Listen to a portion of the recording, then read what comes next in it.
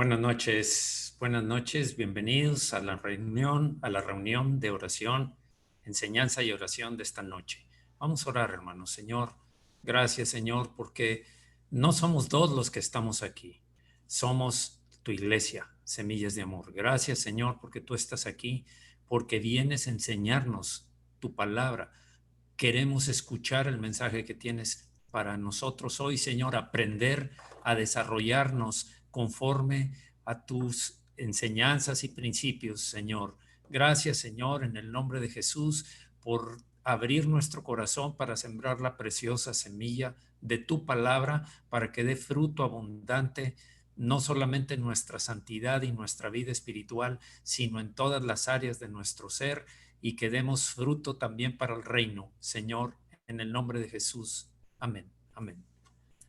Adelante, por favor, Sergio. Buenas noches, hermanos. Vamos a continuar y esta es la última sesión de esta enseñanza que le hemos denominado Creciendo en la Gracia.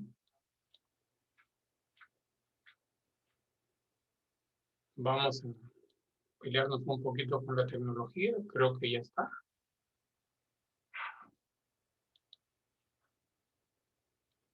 Bien, esta es la tercera parte. Ya habíamos visto la primera, en donde analizamos un poco lo que es el pacto de la ley, el pacto de las obras, en donde pudimos concluir que realmente la ley es imposible cumplir y no puede salvar. La segunda parte vimos una definición de la gracia, un favor inmerecido de parte de Dios, porque sin absolutamente ningún mérito nuestro, el Señor desarrolló todo un plan para que nosotros pudiéramos volver a tener una relación con Él por medio del sacrificio de nuestro Señor Jesús, que pagó absolutamente todos nuestros pecados, todas nuestras culpas, Él las pagó. Y los que hemos confesado realmente que no teníamos mérito, que nuestras culpas fueron pagadas por nuestro Señor Jesús, y hemos creído que eh, el triunfo y la victoria fue la resurrección de nuestro Señor Jesús, hemos alcanzado esa gracia y esa misericordia. Ahora vamos a ver la tercera parte, creciendo en la gracia. Y hablábamos de lo que aquí se llama el problema del Evangelio de la Gracia. Y bueno, no malinterpretemos este pequeño título. No es que el Evangelio de la Gracia tenga un problema en sí, sino es más bien los problemas a los que se ha enfrentado la predicación del Evangelio de la Gracia, porque eh, el problema principal es que es muy difícil en nuestros conceptos humanos entender y aceptar que simplemente porque hemos creído, y no tan simple, sino por el hecho de haber creído en el sacrificio de nuestro Señor Jesús, el Señor ya nos ha hecho merecedores de la vida eterna, nos ha hecho merecedores de la salvación. En el inicio de la iglesia, muchos judíos que se convirtieron, por la inercia que traían de tantos años, tantos siglos viviendo, tratando de cumplir la ley, ellos pensaban que era casi imposible que sin hacer prácticamente nada, sin hacer ninguna obra, pudieran alcanzar la salvación, y esa inercia los impulsaba a tratar de seguir haciendo las cosas que la ley pedía, considerando que era necesario, eh, porque si no, no iban a poder alcanzar la salvación. Como que ellos decían, pues gratis, gratis para mí es muy difícil, ¿no? Y el problema era que querían obligar a los gentiles que también creían a que cumplieran la ley de Moisés igual que ellos. En Hechos 15, 1 y 5 se relata lo que algunos judíos creyentes hacían. Versículo 1, entonces algunos que venían de Judea enseñaban a los hermanos, si no circuncidáis, si no circuncidáis conforme al rito de Moisés, no podéis ser salvos. Y les ponían esa condición, tienen que ser circuncidados para poder alcanzar la salvación, bien influenciados por el pacto todavía anterior al pacto de la ley. Algunos de la secta de los fariseos, estos estaban peor porque ellos eran los doctores de la ley, eran los que interpretaban la ley, que habían creído, se levantaron diciendo, es necesario circuncidarlos y mandarles que guarden la ley de Moisés. Y la influencia era tan fuerte que ellos no podían, se les hacía muy difícil dejar el pacto anterior para entrar en este nuevo pacto. Inclusive los apóstoles que anduvieron con Jesús, Pedro, por ahí en Gálatas 2, 11, 16, Pablo relata un fuerte encontronazo que tuvo con Pedro, porque Pedro también, influenciado por los judíos que habían creído y por quizás su misma cultura, también llegó a tener tendencias judaizantes. No vamos a leer el pasaje de Gálatas, pero sí les recomiendo que si pueden ustedes, lo revisen por ahí. Se les hacía muy difícil entender esa libertad que Cristo nos había dado.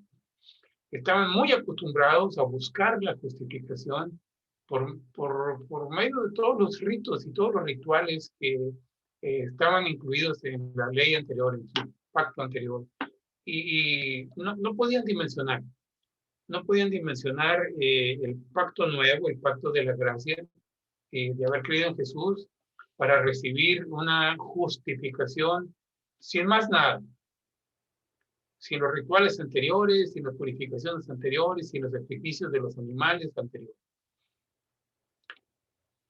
En Hechos 15, 1 y del 7 al 11, inclusive esta situación llevó a que los apóstoles se reunieran para tener un concilio, el primer concilio, se le conoce así, de la iglesia cristiana, precisamente por los problemas que estaban surgiendo de los judaizantes que continuaban con sus rituales, querían imponerle este tipo de cargos a los nuevos creyentes en Cristo, aun cuando ellos no eran judíos, eran gentiles. Entonces, en ese concilio, el Espíritu Santo vio a los apóstoles a ordenarles, a decirles que no era necesario guardar la ley. Ya la ley había quedado atrás. Hoy en día también este concepto de la gracia todavía para algunos es muy difícil de entender. La cultura actual es de dame y te doy, o me das y te doy, o te doy y me das, o a cambio de qué hago esto, o a cambio de qué haces tú aquello otro, ¿no? Todavía piensan que tienen que hacer cosas para tener algún merecimiento. Y si estamos hablando del merecimiento de la salvación, ellos todavía creen, todavía siguen pensando que ellos pueden ayudarse o deben de ayudarse para conseguir la salvación haciendo algunas cosas que de alguna manera son algunos rituales desvirtuados del antiguo pacto de la ley. Aunque enseñan que la ley pasó, todavía consideran que es necesario guardar algunos aspectos y algunos rituales de la ley. Y pues creen que no van a ser salvos si no siguen esos rituales. Ese espíritu legalista tiene diferentes formas según la denominación a la que pudiéramos referirnos, pero hay grupos cristianos, algunos que se dicen cristianos, yo no juzgaría si lo son o no, que la religiosidad les atrae. Piensan que si no hacen cosas, ritos, obras, no es posible la salvación o tener una relación con Dios. El apóstol Pablo nos advierte en contra de dejar la gracia y volvernos a los rudimentos. Esto ya lo habíamos platicado por ahí un domingo, guardando días, los meses y los años, y lo establece en Gálatas 4, del 8 al 11. Dice, ciertamente en otro tiempo, no conociendo a Dios, servíais a los que por naturaleza no son dioses. Mas ahora, conociendo a Dios, o más bien, siendo conocidos por Dios, ¿cómo es que os volvéis de nuevo a los débiles y pobres rudimentos a los cuales os queréis volver a esclavizar? guardáis los días, los meses, los tiempos, los años. Son rituales que formaban parte de lo que toda aquella gente hacía. Dice, me temo de vosotros que haya trabajado en vano con vosotros. Este trabajo al que se refiere Pablo es precisamente al tratar de enseñarles, al tratar de compartirles y de que se comprendiera, porque el conocimiento intelectual es importante quizás en las cosas del Señor, pero lo más importante es realmente tener un entendimiento claro, profundo, completo, una dimensión completa de las cosas del Señor. Y la cuestión de la gracia es el sacrificio de Jesús, que está incluido en el pacto de la gracia, y de hecho es la base del pacto de la gracia. Es necesario dimensionarlo en su completa amplitud, en su completa dimensión. Por ejemplo, algunas iglesias han establecido y están, pero firmes, y están tratando de extender estas doctrinas de que el día de reposo es el sábado, no es el domingo.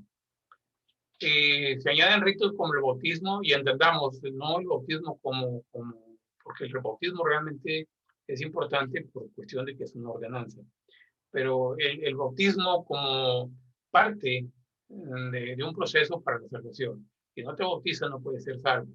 Si no vas a misa, no puedes ser salvo.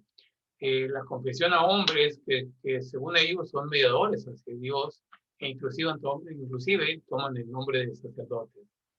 Penitencias y los sacramentos como un requerimiento, como algo que es obligatorio y es parte de la salvación. Si no cumples con los sacramentos que están establecidos para esa clase de doctrina, entonces, o para esa clase de denominación religiosa, alegan que no podrían ser salvos. De hecho, algunos también evangélicos tienen tendencias legalistas. Si usan vasos de agua durante el culto, los rocían sobre las personas, se ordenan como orden ayunos forzados, cuando el ayuno debe ser una guianza del Espíritu Santo, establecen tiempos de oración, y si no se cumple con ellos, pues de alguna manera los condenan, y esa es la manera en que ellos creen que pueden llegar a ser salvos. En Colosenses 2:23, Pablo le pone una calificación, le pone un adjetivo a esta clase de prácticas. Si tales cosas tienen a la verdad cierta reputación, pero es una reputación, no necesariamente certeza, de sabiduría en culto voluntario, en humildad y en duro trato del cuerpo, pero no tienen valor alguno contra los apetitos de la carne. Básicamente es lo mismo que hacía la ley. No te capacita, no te da la capacidad, ni te da la fortaleza para que hagas cambios en tu vida. Así que cuando no se tiene ese conocimiento pleno, ese dimensionamiento acerca de lo que la gracia representa y lo que en realidad es para el creyente que está en Cristo, siempre habrá personas, siempre habrá denominaciones religiosas que tratarán de añadir rituales, formas de tradición, actividades, que según ellos es el complemento para hacer más méritos, para poder llegar a ser santos. A estos problemas es a lo que se refiere el título, los problemas del Evangelio de la Gracia. Es los problemas a los que se han enfrentado. Existe actualmente todavía una gran tendencia a buscar méritos propios, porque es muy difícil aceptar que nada más creyendo yo puedo alcanzar la gracia de Dios. Pero la gracia de Dios es completa. Trae bendiciones. ¿Cuáles son las bendiciones de la gracia de Dios? Es un mejor pacto que el primero, el pacto de la ley. Hebreos 8:6-13. Pero ahora, tanto mejor ministerio es el suyo, se refiere a Jesucristo, Cuanto es mediador, Jesucristo es la base de este segundo pacto. Es mediador de un mejor pacto establecido sobre mejores promesas. Porque si aquel primero hubiera sido sin defecto, ciertamente no se hubiera procurado lugar para el segundo. Porque reprendiéndolos, dice, he aquí, vienen días, dice el Señor, en que estableceré con la casa de Israel y la casa de Judá un nuevo pacto. No como el pacto que hice con sus padres, el día que los tomé de la mano para sacarlos de la tierra de Egipto, porque ellos no permanecieron en mi pacto y yo me desentendí de ellos, dice el Señor. Por lo cual, este es el pacto que haré con la casa de Israel después de aquellos días, dice el Señor. Pondré mis leyes en las mentes de ellos y sobre su corazón las escribiré y seré a ellos por Dios y ellos me serán a mí por pueblo. Y ninguno enseñará a su prójimo ni ninguno a su hermano diciendo conoce al Señor, porque todos me conocerán desde el menor hasta el mayor de ellos. Porque seré propicio a sus injusticias y nunca más me acordaré de sus pecados y sus iniquidades, al decir, nuevo pacto ha dado por viejo al primero, y lo que sea por viejo y se envejece está próximo a desaparecer. Leyendo este pasaje de Hebreos, nos damos cuenta, indudablemente, este pacto de la gracia es un mejor pacto que el de la ley. Así lo dice Pablo en Hebreos 6.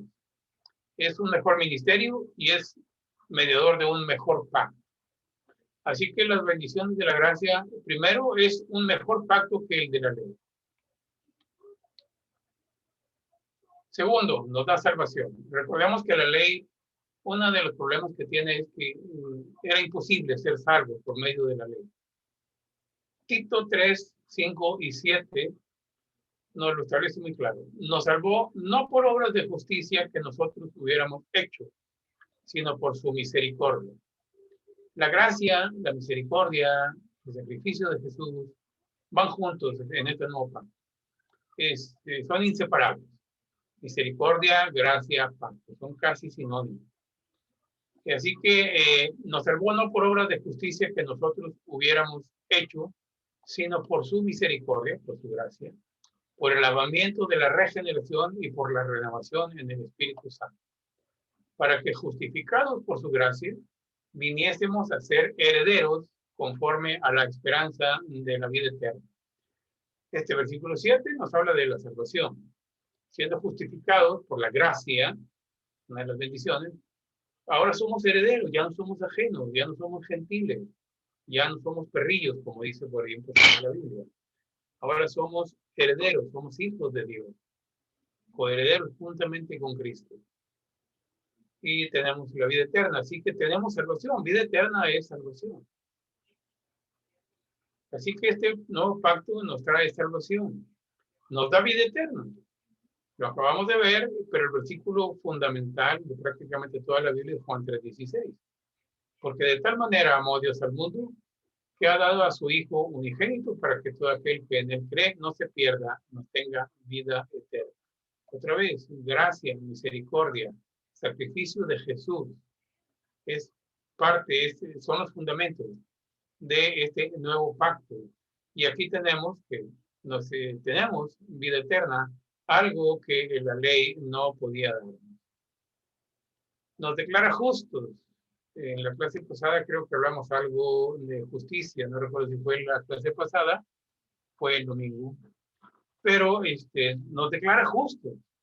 Y la palabra justicia o justos o justificados tiene que ver con un juicio legal, lo decíamos de la vez pasada, en donde somos declarados inocentes de los cargos que si no hubiera sido por Jesús, si Jesús no hubiera pagado nuestras culpas, no hubiera pagado nuestros pecados, nosotros hubiéramos tenido que absorber esa culpa y tener que pagar por ella. Y la paga de esas culpas, dice la Escritura muy clara, y la paga del pecado es la muerte. Estamos hablando de muerte eterna, no de la muerte física. Pero ahora, siendo justificados, y aquí dice gratuitamente, una vez más, es la gracia, es parte de las bendiciones que nos da la gracia. gratuitamente hemos sido declarados justos, ya no tenemos culpa delante del Señor mediante la redención que es en Cristo Jesús. La ley no podía hacer esto. El antiguo pacto era imposible ser justo porque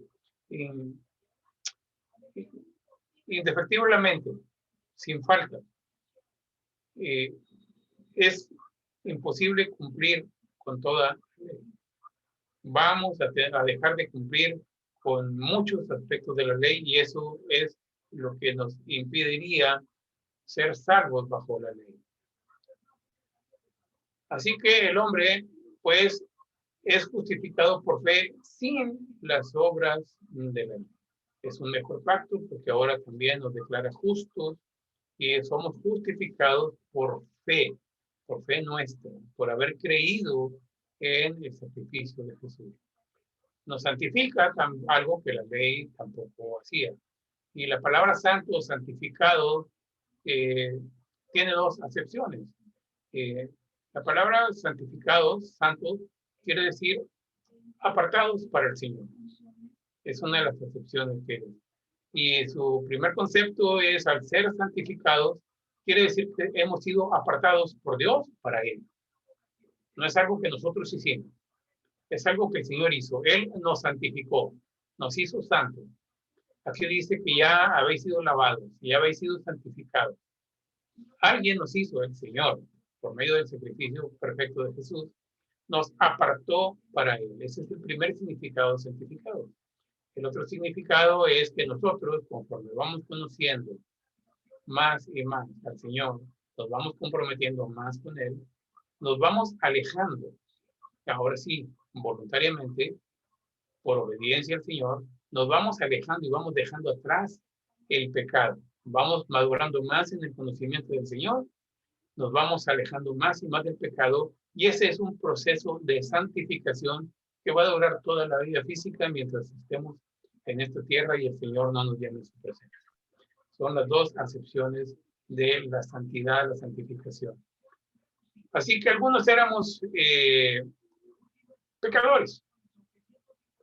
Este pasaje de Corintios habla fuerte acerca de esos pecadores en el versículo anterior. Y dice, estos erais algunos, mas ya habéis sido lavados, ya habéis sido santificados, ya habéis sido justificados en el nombre del Señor Jesús y por el Espíritu de nuestro Dios.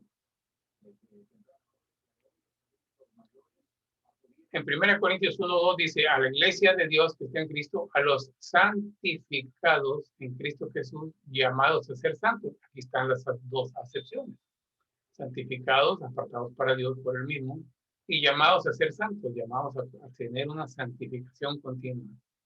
Con todos los que en cualquier lugar invocan el nombre de nuestro Señor Jesucristo, el Señor de ellos y nuestro. Así que la gracia de nuestro Señor Jesús sobre nosotros nos hace también santos, nos aparta para Dios y nos permite apartarnos continuamente, ahora voluntariamente, de Él, las cosas pecaminosas.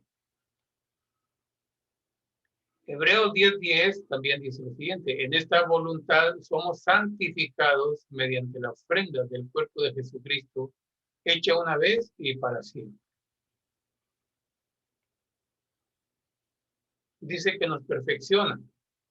Hebreos 10:14, porque con una sola ofrenda, y vemos en Hebreos 10:10, está hablando también de una ofrenda en la parte anterior, dice, porque con una sola ofrenda hizo perfectos para siempre a los santificados. Y necesitamos también entender esta perfección. No es una perfección absoluta. No es cuestión de que nos tenemos que amarrar porque si no nos vamos flotando hacia el cielo, porque ya somos perfectos. La palabra perfección en el contexto tiene mucho que ver con poner en práctica lo que vamos aprendiendo. De recién convertidos, quizás lo primero que aprendí es que el mentir, aunque sea una pendirita blanca, es pecado. Si es lo único que yo he aprendido en ese momento, y yo lo entiendo, lo comprendo, y dejo de decir, inclusive mentirita blanca, yo soy perfecto delante de Dios. Porque ese es mi único entendimiento, y el 100% de mi entendimiento, yo lo estoy ejerciendo. poco a poco, y eso tiene que ver con la santificación progresiva que ya habíamos visto acá arriba en el apartado anterior. Conforme yo vaya conociendo más y lo voy poniendo en práctica, eso me va haciendo perfecto delante de Dios. No que ya sea una perfección absoluta, porque tengo muchas cosas por conocer y tengo muchas cosas por cambiar por delante. Pero lo que ya conozco, lo que ya sé, lo que ya entendí, estoy obedeciendo al Señor. Mi corazón es tratar de obedecer al Señor.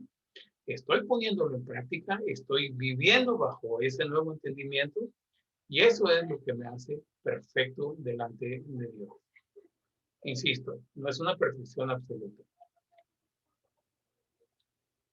Nos da mejores promesas. Vamos a volver una vez más a Hebreos 8.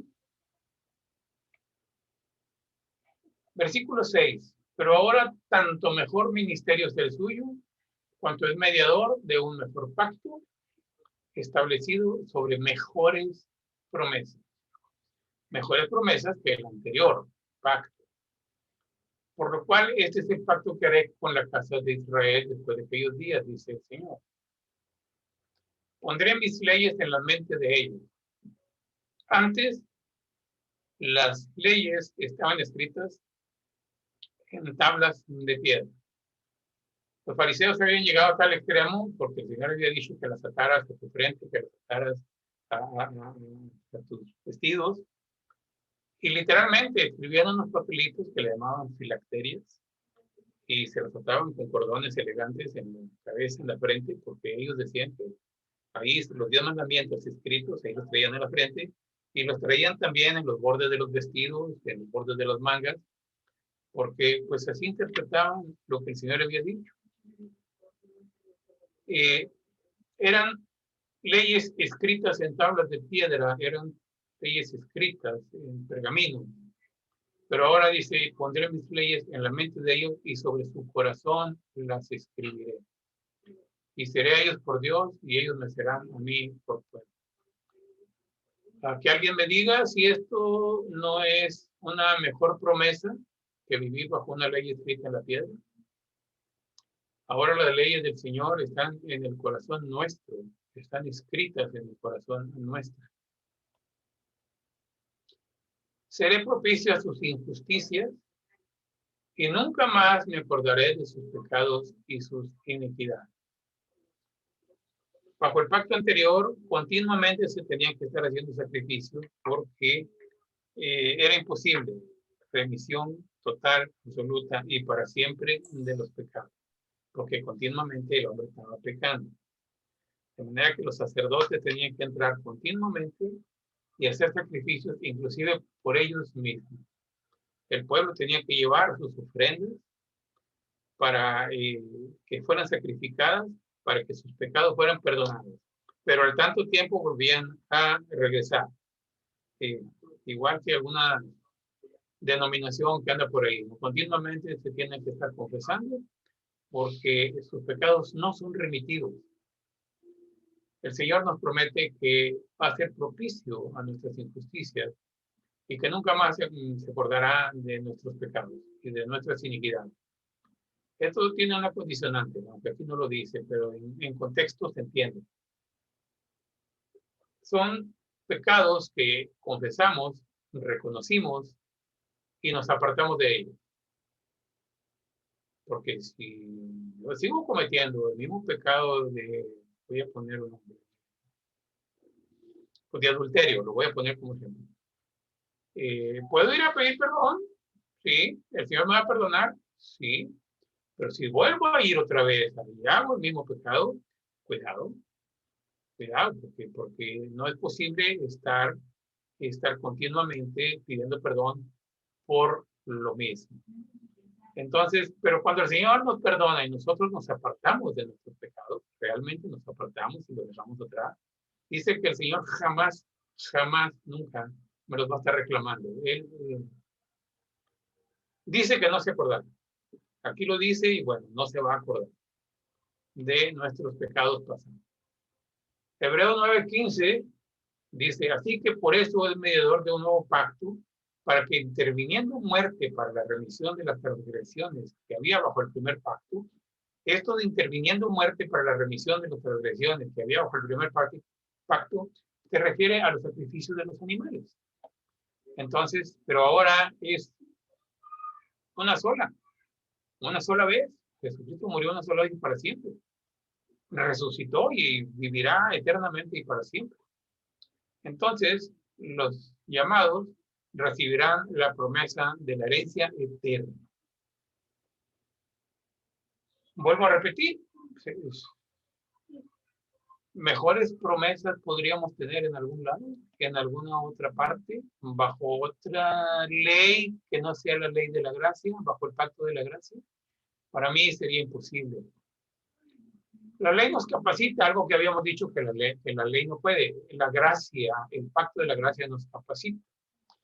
¿Por qué? Porque ahora dentro del pacto, dentro de su pacto, el Señor dice que nos da su Espíritu Santo. Nosotros somos morada del Espíritu Santo de Dios. El Espíritu Santo mora en nosotros. Y ese Espíritu de Dios no es un espíritu, dice aquí, de cobardía. Es un espíritu de poder. Es un espíritu de amor y de dominio propio. Aquí en estas tres palabras está encerrada toda la capacidad que nosotros tenemos para hacer los cambios necesarios en nuestra vida. Ahora, bajo la gracia y bajo la dirección del Espíritu Santo, para quitar de nuestra vida, ahora sí tenemos esa capacidad de renunciar a nuestra vida a todo lo que no le agrada al Señor. Para rechazar la impiedad y los deseos mundanos, la palabra impiedad en el Antiguo Testamento tiene que ver con misericordia, piedad, más bien. En el Nuevo Testamento, la palabra piedad tiene que ver el deseo de agradar y de hacer las cosas relacionadas con el Señor. De manera que aquí se rechaza la impiedad, quiere decir rechazar todo lo que rechaza el Señor. Y los deseos mundanos son en contra del Señor. De manera que la piedad nos obligaría a rechazar esos deseos mundanos. Vivir sobriamente quiere decir vivir sin excesos. Vivir sin excesos. No estamos hablando de cosas, de fingir una humildad. Recuerdo un hermano que económicamente estaba bien, sin llegar a algo así muy sobresaliente, pero estaba bien, pero compraba vehículos maltratados, literalmente maltratados, porque para él era un símbolo de humildad. No, vivir sobriamente es vivir con sencillez, sin presunción. Y eso es un beneficio de nosotros mismos, es para santificación de nosotros mismos. Nos capacita para vivir justamente. Justamente también tiene otras excepciones. Hemos sido hechos justos, declarados inocentes por parte de Dios, pero nosotros también tenemos que vivir practicando una justicia que ahora tiene que ver con juzgar a los demás. Entonces, pero esto es para testimonio con los incrédulos. Cuando un incrédulo ve a un cristiano sus actitudes justas, es testimonio para ellos. A mí me lo han dicho, de cómo mis actitudes llaman la atención en la oficina principalmente, que es donde paso mayor tiempo. Vivir piadosamente, hablamos de impiedad en el primer punto. Vivir piadosamente es para honrar y glorificar al Padre, porque nosotros anhelamos vivir de acuerdo con lo que Dios nos manda para honrar y glorificar a nuestro Padre y para servir a Dios finalmente. Entonces estamos capacitados por medio del Espíritu Santo que Dios nos da. Nos da la promesa del Espíritu Santo. Hay muchos pasajes, Gálatas 3:2, Efesios 1:3, Corintios también nos dice, no sabéis que sois tiempo del Espíritu Santo, en fin. Nos da la unción del Espíritu Santo. Esto lo voy a poner así rápido. Sí les recomendaría que los consultaran y leyeran. Por cuestiones de tiempo lo voy a pasar así rápido. Nos da la unción del Espíritu Santo. Nos da dones. 1 Corintios, Romanos. Nos da la seguridad de la salvación en Efesios 1, del 3 al 7. Y recibimos la plenitud de Dios en Efesios del 3, del 16 al 19.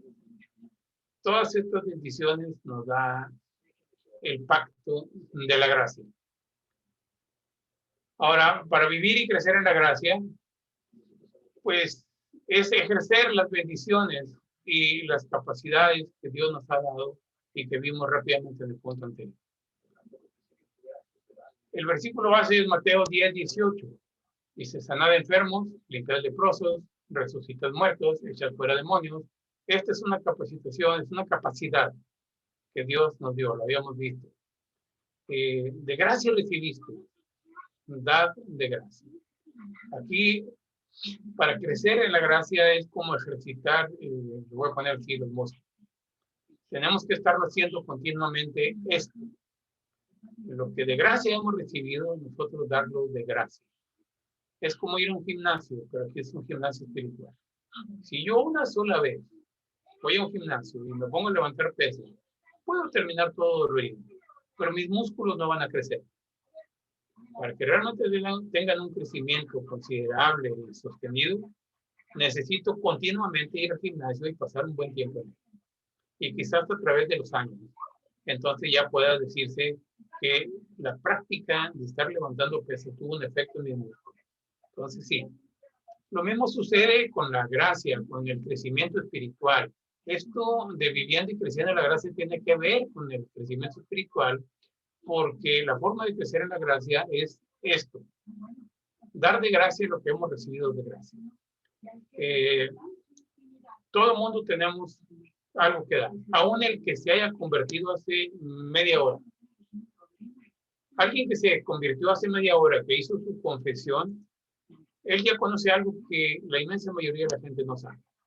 Ya saben lo que hizo Jesucristo. Ya sabe lo que ofrece Jesucristo. Y eso puede ir y compartirlo a otros. Él recibió de gracia esa salvación. Ahora él ya puede ir y compartir eso poquito que sabe, pero tan fundamental, compartirlo con otros. De manera que la base de crecer, de vivir y crecer en la gracia, es continuamente estar ejerciendo esto. No nada más sanar enfermos, limpiar leprosos, resucitar muertos, echar fuera demonios, de gracia recibiste y de gracia, dice aquí. Pero también se nos advierte de predicar el evangelio. Y predicar el evangelio implica muchas cosas: edificación, consejería, exhortación, la predicación misma, la enseñanza de doctrina, la enseñanza de cosas que a mucha gente desconoce. Así que es una forma de crecer, es la forma de vivir y crecer en la gracia. Romanos 5, 1 y 2 dice, justificados pues por la fe, tenemos paz para con Dios por medio de nuestro Señor Jesucristo, por quien también tenemos entrada por la fe a esta gracia en la cual estamos firmes. Nosotros ya tuvimos una entrada y necesitamos estar firmes en esa gracia. Ya fuimos justificados y estas son cosas que nosotros ahora podemos ir y dar de gracia a los que no conocen. Así que una forma es permanecer firmes y no volver al sistema de otros. Gálatas 5, 1, 4, Pablo nos advierte. Están pues firmes en la libertad con que Cristo nos hizo libres y no estéis otra vez sujetos al yugo de esclavitud.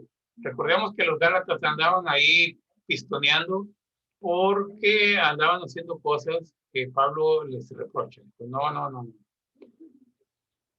De Cristo os desligasteis, esta es una consecuencia. Los que por la ley os justificáis, de la gracia habéis caído. De manera que una forma de permanecer firmes es no volver al sistema de las obras, no volver ni por asomo a tratar de justificarnos por medio de obras sin la gracia. Amando a nuestro prójimo, lo que decíamos ahorita, compartirles lo que nosotros ya tenemos, lo que recibimos de gracia y dárselos de gracia. Porque toda la ley en esta palabra, en una sola palabra se cumple. Amarás a tu prójimo como a ti mismo. siendo controlados por el Espíritu Santo, no por la carne. También, si ya estamos capacitados para hacer cambios, entonces tenemos que tener testimonio. Testimonio, ahorita decimos que nos capacitaba para ser justos, para tener testimonio delante de otros.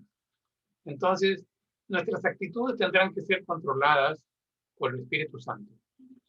Gálatas 5:6. Digo pues, andad en el Espíritu y no satisfagáis los deseos de la carne. Gálatas 5:24. Pero los que son de Cristo han crucificado la carne con sus pasiones y sus deseos. Así que tenemos que dominar, tenemos que renunciar, tenemos que dejar atrás todo lo que representan las obras de la carne con sus pasiones y deseos. Hay muchos deseos que quizás no se exterioricen en acciones, pero recordemos que el Señor juzga también las intenciones del corazón.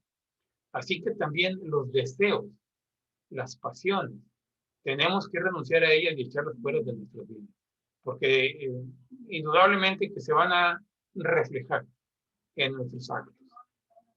Así que siendo controlado por el Espíritu Santo también es una forma de ir creciendo y viviendo en la gracia. Renovar nuestra mente.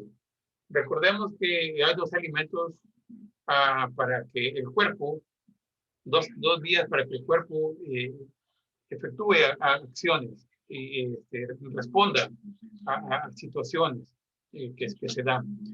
Una es la información que tenemos de forma intelectual, que puede venir de cualquier parte, de libros, de conocimientos, de estudios científicos, inclusive de noticieros, de televisiones, de donde usted quiera considerar.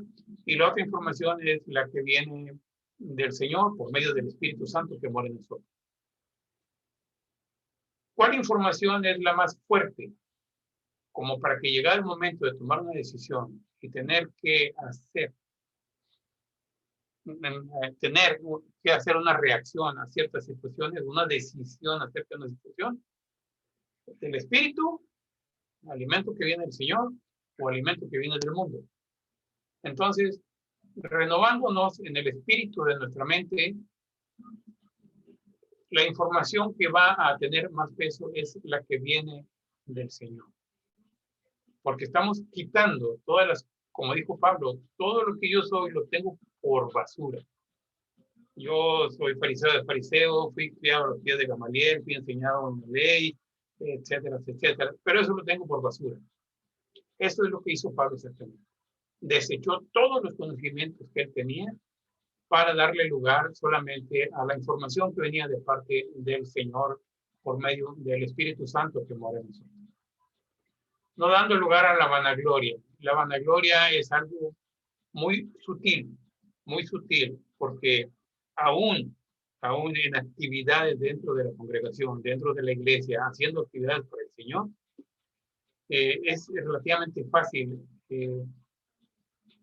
caer en una actitud de vanidad. Recuerdo un hermano, y un buen hermano, pero en esta ocasión se resbaló.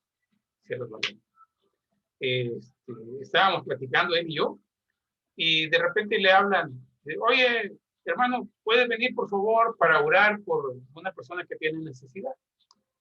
Y entonces él se sopló los dedos, dijo, bueno, no ando muy ungido, pero vamos de cualquier manera. Caray. Tú no eres el que hace las obras. En la gracia tú no eres el que hace las obras. El que hace las obras es el Señor. Entonces, puedes andar en pecado, pero si eres el único instrumento que tienes, como la burra de Balaam, el Señor la usó y le habló. Una burra le habló con voz humana al profeta Balaam. Así que la vanagloria, aunque el Señor nos use haciendo milagros, señales, prodigios, cuidado con la vanagloria. Eso irrita a los hermanos, irrita a personas que no conocen, provoca envidia. Restaurando al caído. Es muy común también que cuando algún hermano tropieza en algún pecado, en alguna actitud que no es del Señor, para usar una expresión coloquial, ¿no? Lo agarremos a patada. Y no lo dejamos levantarse. Y le ponemos una etiqueta. Eres un pecador fuerte. Y pueden pasar 20 años. ¿No? Y es que tú hiciste y tú todavía. ¿No? Pero Gálatas nos advierte, hermanos, si alguno fuere sorprendido en alguna falta, vosotros que sois espirituales, aquí estamos hablando de crecimiento espiritual, estamos crecimiento de dar de gracia lo que de gracia recibimos, porque cuando el Señor me salvó a mí, hermano, yo apestaba, estaba, pero cubierto totalmente de cieno. Se acercaron a mí y yo fui restaurado. Entonces aquí el Señor me dice, si alguno fuere sorprendido en alguna falta, vosotros que sois espirituales, restauradle con espíritu de mansedumbre, considerándote a ti mismo, no sea que tú también seas tentado. Esto es una muestra del crecimiento espiritual, de la madurez espiritual, conforme vamos creciendo en la gracia. Cuando nosotros, casi sin darnos cuenta, estamos haciendo algunas de estas acciones, hermanos, de veras, es que estamos creciendo en la gracia. Sobrellevando las cargas de los otros. También es algo muy común enterarnos de hermanos que tienen necesidades y que podríamos estar en posición de ayudarles y no lo hacemos, no nos desentendemos. No nos desentendemos. Podría ser ayudas económicas quizás, pero a veces también uno pasa por limitaciones económicas, pero sí en consuelo y de repente yo recuerdo en alguna ocasión haber estado escuchando, simplemente escuchando a la persona que se lamentaba y decía que esto y que el otro. Y bueno, al último simplemente oramos y la manifestación de la persona dice, bueno, ya me siento mejor, ya me descargué. ¿Sí? Y el hermano que nos discipuló, a nosotros en algún momento nos dijo que se va a ir un poquito fuerte, pero bueno, así lo dijo él. Habrá muchas ocasiones en las que nosotros tenemos que servir de inodoro para otras personas, ¿verdad? Que vengan a descargarse con nosotros de todo lo que traen. Y pues bueno, habrá que escucharlos y habrá que tratar de ayudarlos. Porque quizás muchas veces si la ayuda económica, la ayuda material no podamos darse con nuestras mismas limitaciones, pero siempre podremos estar listos para escucharlos, para orar por ellos, para aconsejarlos, para exhortarlos. La exhortación también es parte de las ayudas que nosotros podemos dar. Y vuelvo a repetir, cuando uno llega a estas instancias ya, es porque quizás sin darnos cuenta, pero hemos tenido un crecimiento en el Señor. Sometiendo prueba y llevando nuestra propia carga. Así que cada uno somete a prueba su propia obra y entonces tendrá motivo de gloriarse solo respecto de sí mismo y no de otro. Cuando ya tenemos una madurez, sí, yo lo he dicho muchas veces, hacerse un autoanálisis, pero en el Señor no tiene ningún sentido hacer un autoanálisis deshonesto. Tengo que ser honesto, porque el Señor sabe más que yo mismo mi condición.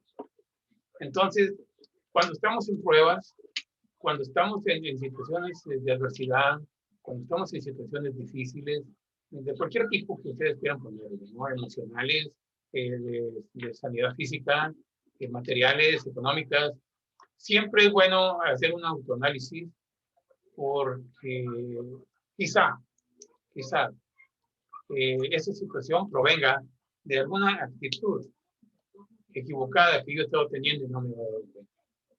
¿Sí? O quizás sea una prueba que yo estoy poniendo, o quizás sea un ataque del enemigo. Y si es un ataque del enemigo, es necesario identificar y entender y ser honesto de si abrir puertas para que el enemigo pudiera de alguna manera venir a fastidiarme. Así que cuando uno hace un autoanálisis honesto y llega a una conclusión de que realmente yo necesito hacer cambios en mi vida, que son los que están provocando la situación adversa que estoy viviendo, es un símbolo de madurez. Y créanme, la gracia va creciendo en nosotros y estamos siendo capacitados para ir y dar más gracia a los que la necesitan. Compartiendo con los demás. El que es enseñado en la palabra haga partícipe de toda cosa buena al que lo instruye. O sea, también, o sea, cuando uno ha entendido el mandamiento o el principio más bien, cuando uno ha entendido el principio de que es mejor dar que recibir, una vez más, es un reflejo de que la madurez está tomando forma en nosotros. Estamos creciendo en la gracia. Cuando nosotros podemos hacer partícipes a los demás de lo que tenemos, que vuelvo a repetir, puede ser económico, material, de lo que ustedes quieran, pero también de lo espiritual, de lo que el Señor me ha dado y compartirlo con los demás. No lo van a creer la cantidad de gente que no quiere compartir las revelaciones, los conocimientos que el Señor le ha dado. Pero pues, si realmente la palabra de Dios no es mía, es de nadie, es del Señor, y es para instruir a los demás. No cansarnos de hacer el bien, muy similar a lo que hemos estado viendo arriba. No nos cansemos, pues, de hacer bien, porque a su tiempo cegaremos si no desmayamos. Y si vamos a cegar, hermanos, porque Dios nos va a dar una recompensa, y entonces vamos a tener más recursos para poder seguir compartiendo más con los demás. Seguir la paz y la santidad, Hebreos 12:14. No dejando de congregarnos, 10:23 al 25. Muchas veces esperamos que, pues, estando en casa y creyendo en Jesucristo y utilizando un lenguaje cristianés, ya podríamos lograrlo. No, el congregarnos es importantísimo. Es importantísimo. Es una manifestación de unanimidad y de unidad. Son cosas diferentes, pero se manifiestan cuando nos congregamos en una reunión. Unánimes alabando al Señor. Unidos alabando al Señor. Es un poco diferente. Unidos estamos todos juntos. Unánimes es que todos tenemos el mismo sentir. No recibiendo la gracia en vano, 2 Corintios 6:1. Una vez más, estoy poniendo estos versículos así de forma rápida, por cuestiones de tiempo también. Una vez más, les recomiendo leerlo, confiando en la obra de Cristo. Con esto terminamos. Efesios 2, del 4 al 5. Pero Dios, que es rico en misericordia, por su gran amor con que nos amó, aun estando nosotros muertos en pecados, nos dio vida juntamente con Cristo. Por gracia sois salvos. Así que con esto terminamos en los tres partes, las tres secciones de lo que es creciendo en la gracia. Le pido al Señor y confío en el Señor que haya sido de bendición para todos nosotros, y yo me incluyo. Cada vez que uno comparte algo, la primera enseñanza es de uno. Así que, hermanos, que Dios los bendiga.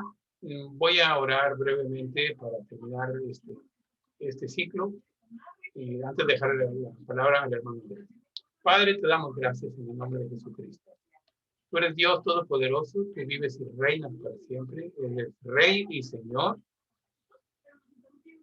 Y tú, Señor, nos amaste. Tú nos amaste primero. Tú nos elegiste a nosotros y no nosotros a ti. Y nosotros te bendecimos, Señor, porque tú eres un Dios que hace grandes y maravillosas obras. Y no solamente las obras físicas que podemos ver en la creación, el universo, las estrellas, la luna, el sol, la creación en la tierra, Señor, los mares, los bosques, las montañas. Padre, asombrosa es tu creación.